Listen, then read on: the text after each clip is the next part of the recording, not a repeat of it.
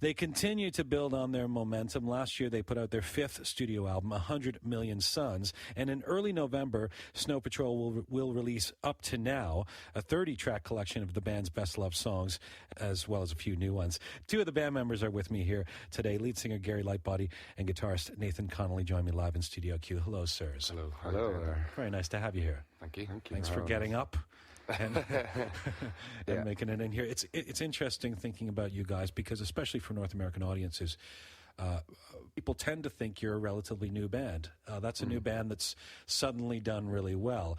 And the idea of overnight sensations must seem somewhat comical to you. Yeah. Well, it's been a while, but I understand. I don't ever get annoyed at people that say, I mean, last night we were in Detroit and somebody says, I love your second album, meaning Eyes Open, right.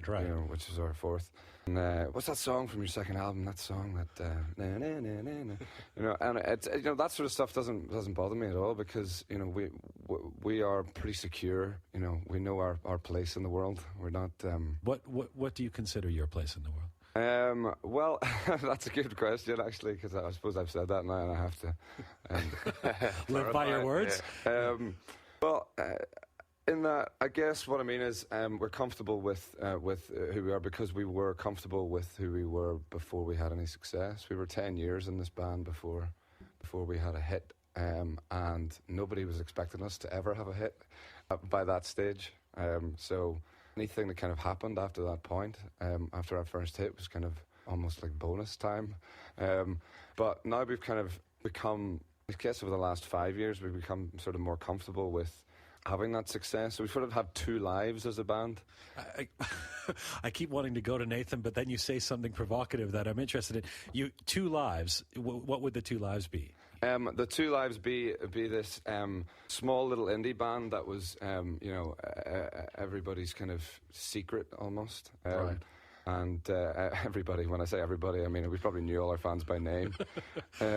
And then thank you, Stephen. Thanks to Tanya and Billy Bob. And then this other band that kind of that sort of took on the world by accident, right? And had a hit like Chasing Cars that we then followed like panting schoolboys chasing an errant red setter across a field. We never felt like we caught up with it. It's just it went off and did its own thing, and we kind of had our notes from.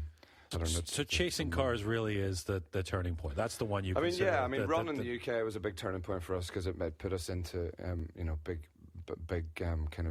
big rooms to play in front of a lot of people, but it didn't really affect the rest of the world. Well, Nathan, why do you feel like this is the right time? It's always interesting. It's like writing an autobiography. When is the time? When is the time to write your memoirs? Right time? Well, is this the right time for a greatest hits record? Tell me why it felt like the right time. Gary's point. Why are you pointing at him? You'll find out.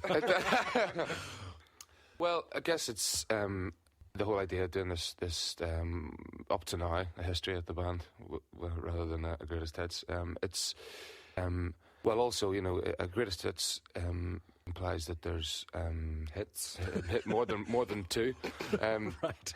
But it's a collection of so our favourite songs. It's what we picked. It's a history. Why was it the time to do the history? Well, I guess we're kind of sort of looking back over our career and kind of drawing a line and saying this is what up to this point, up to now, has been, and that the next 15 years and 5 albums that we're going to kind of to use a Bono quote, to go dream it all up again. I guess is that the thing, to not maybe reinvent, but to explore other avenues musically, and and not be restricted by what I guess people think what kind of music we make.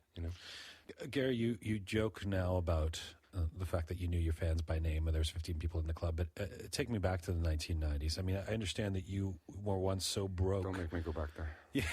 You were so broke that you had to sell off your record collection just to pay the rent. Is that true? Yeah, but I mean, it wasn't just to pay the rent. I mean, I needed drinking money as well. As I said, there were times when we had it tough, but it's a rite of passage of every band, sleeping in the back of the van and sleeping on floors and sleeping on the side of the road. Right. You know, it's. But sometimes it's the success of a band is its longevity. I mean, you stayed together from 1994 till 2004 when you had the first big hit, and then Chasing Cars is 2006. What kept you together? A combination of brotherhood and belligerence. We were extraordinarily durable. We'd have everything thrown at us. And in 2002, before we signed to Polydor, to have given up then would have been a serious kind of defeat. You know, we just couldn't bring ourselves. We needed to keep going. We were going to set up our own label at that stage and get jobs, proper jobs, real life. And it just was kind of almost at the last minute before we had to resort to that Polydor stepped in. It was, kind of fate, really. The sun came in with Nathan, I understand. Sorry? The sun began to shine on the group as soon as he joined. When Nathan joined the band, Handsome, as he's known, funny story, actually, we were in Cork doing a show a while back when he first joined the band, maybe after a few months. Yeah. And this guy, this kind of itinerant fella... it's already funny. Came up to him. He was kind of... He had the sort of the windswept Irish look, you know, the hair up here and the eyes sort of one off to the shops and one in the pub, and he just looked Nathan up and down, looked him up and down. He just said, "Handsome," and then just walked off. And everybody was just stopped dead in their tracks for a minute, and then obviously we burst out laughing, and that became Nathan's secret identity. Well, not very secret. It's clear for everyone to see.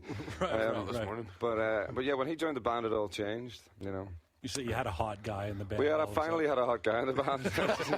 You know, I'm not going to say that. But don't play Johnny Quinn this. The album that you put out, your most recent record. I mean, before we get to up to now, is an album called 100 Million Suns, and you described the first single of this record, which is "Take Back the City," as a rallying cry. What are you rallying around? To the new Belfast, to Belfast the way it is now. I grew up, Nathan and I both grew up in a Belfast that was very different to peacetime Northern Ireland. It's, built around mistrust, division, fear, violence, sporadic violence as it was. It wasn't like a constant war zone like it might have been depicted in the news, but it was still explosive in many ways.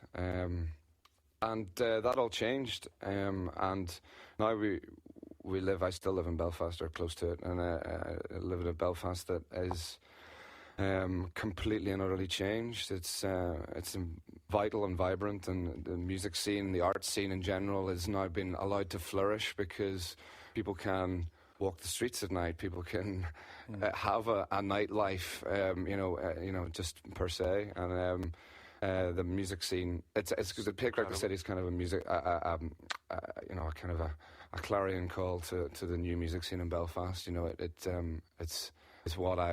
what's made me fall back in love, deeply in love with the place. Nicely done.